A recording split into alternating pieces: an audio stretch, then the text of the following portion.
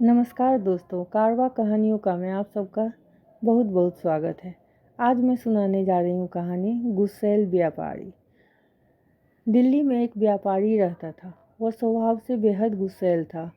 उस पर मज़ा यह है कि वह जो कुछ भी बोलता वह सच हो जाता था। एक दिन वह व्यापारी दोपहर का भोजन करने बैठा था। अभी उसने पहला कौर ही तोड़ा था कि खाने में बाल निकल आया। गुस्से में भरकर चिल्लाते हुए वह अपनी पत्नी से बोला, देखो, आगे से यदि मेरे खाने में कभी बाल आया तो मैं तुम्हारा सिर मुड़वा दूंगा। समझ में आया? सुनकर व्यापारी की पत्नी भय से कांप उठी। अब वह पूरी सावधानी से खाना बनाती ताकि बाल न गिरने पाए। फिर भी ना जाने कैसे एक दिन व्यापारी के खाने में बाल निकल ही आए। यह देख गुस्से से भरे व्यापारी ने अपने नौकर को आदेश दिया कि जाकर किसी नाई को पकड़ लाओ। नौकर चला गया। अब व्यापारी की पत्नी को आभास हुआ कि उस पर कैसी विपदा टूटने वाली है। उसने तुरंत ही स्वयं को एक कमरे में बंद कर लिया और भीतर से चिटखनी लगा दी। फिर उसने किसी तरह से उसी शहर में रहने वाले अपने 4 भाइयों को संदेश भिजवा दिया। बहन का संदेश मिलते ही चारों भाई व्याकुल व चिंतित हो उठे।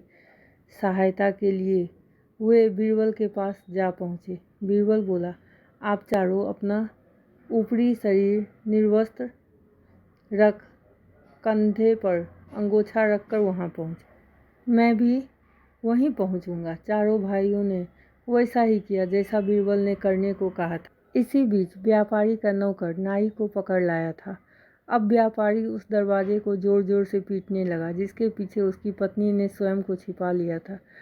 तभी उसकी पत्नी के चारों भाई ऊपरी नंगे बदन कंधे पर अंगोछा रखे वहां आ पहुंचे।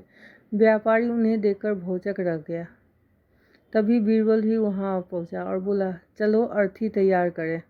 यह सुनकर व्यापारी आगे बढ़ता हुआ बोला, हाँ, क्या हो रहा है? यहाँ कौन मर गया है? उत्तर बीरबल ने दिया, मरा तो कोई नहीं है, लेकिन हिंदी रीति रिवाजों के अनुसार किसी भी स्त्री के बाल तभी उतारे जाते हैं जब उसके पति की मृत्यु हो जाती है। हमें पता चला है कि तुमने अपने पत्नी का सिर मुड़वाने को नाई बुलवाया है, तो हमने बाकी तैयारियां भी पहले ही कर ली। अब व्यापारी को अपनी भूल का एहसास हुआ।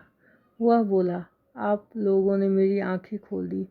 मैं क्या अनर्थ करने जा रहा था। अब मैं ध्यान रखूंगा कि गुस्से में आकर ऐसा कोई निर्णय ना लूं जो मेरे लिए हानिकारक हो। अगर आपको कहानी पसंद आई हो तो प्लीज़ चैनल को सब्सक्राइब कीजिएगा, शेयर कीजिएगा। फिर मिलते हैं एक नई कहानी के साथ।